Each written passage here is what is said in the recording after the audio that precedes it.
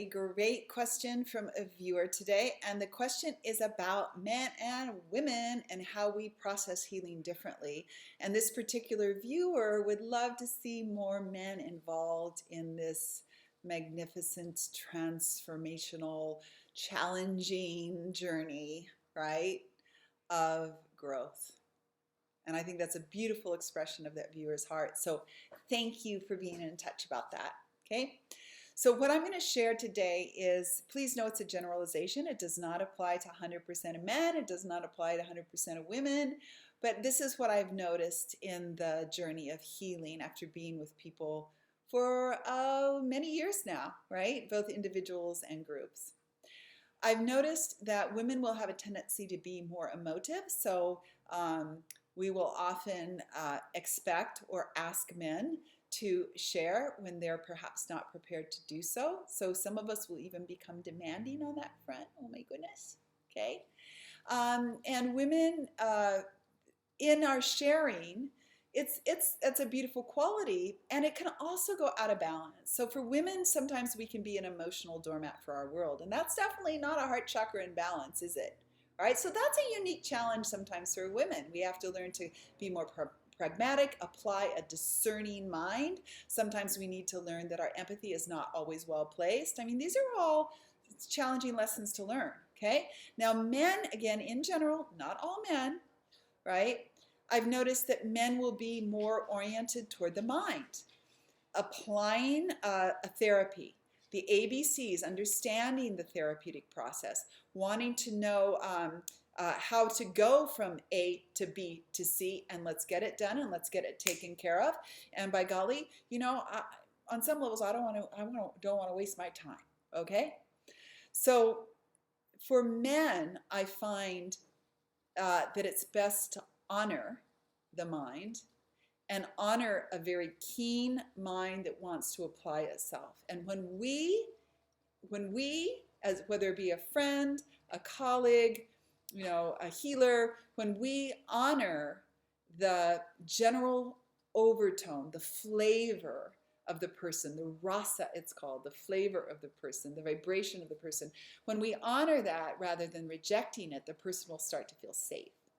And then when the person feels safe, a state of balance will occur. So for instance, let's say a man is coming on this healing journey. They have been conditioned to a keen mind, a strong mind that's trying to apply itself and fix things by going with the flow and honoring the keen mind and sharing information in a way that is meaningful. The person will start to settle, the man will start to settle and feel comfortable.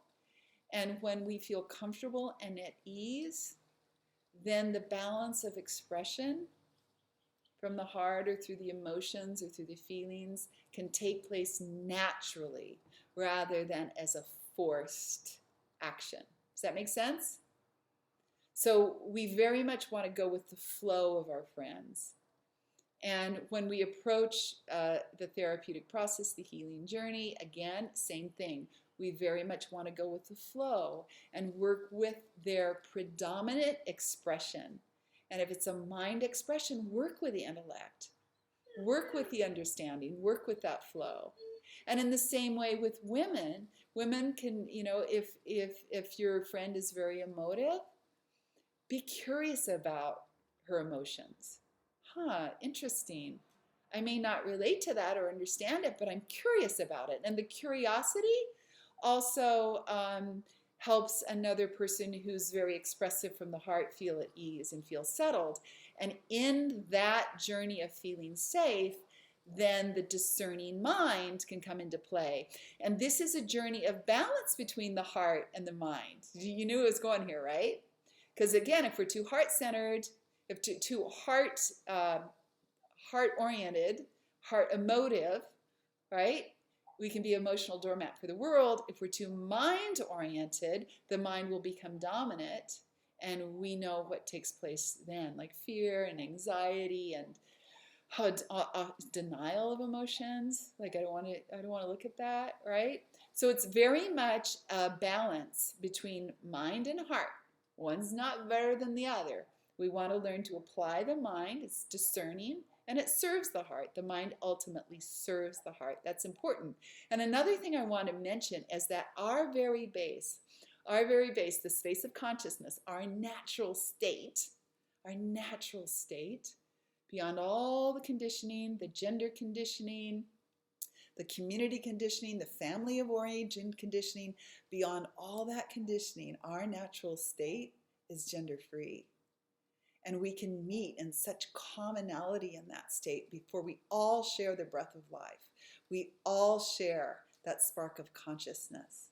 And when we see another within that beautiful space of commonality, we're honoring their soul, and we're seeing another person as a soul being who happens to be male, who happens to be female, right? Who happens to be in this career.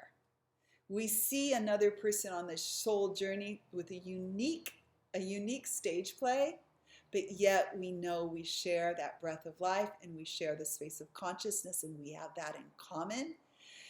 And it's such a joy to experience another person, another soul being in that journey. And that's where this all leads. It leads beyond the cultural gender conditioning. It leads to the understanding of commonality and to sharing that solitude together. And then in the relationship, you actually want to start to protect that solitude, that infinite solitude that you share with another person. You're less interested in the gender drama. You know what I'm talking about, right?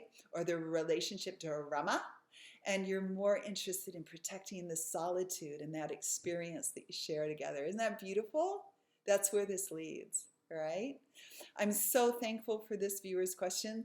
Please share your comments. This is a big topic for us, and I hope you'll share your comments, and I'll see you here on this channel very soon.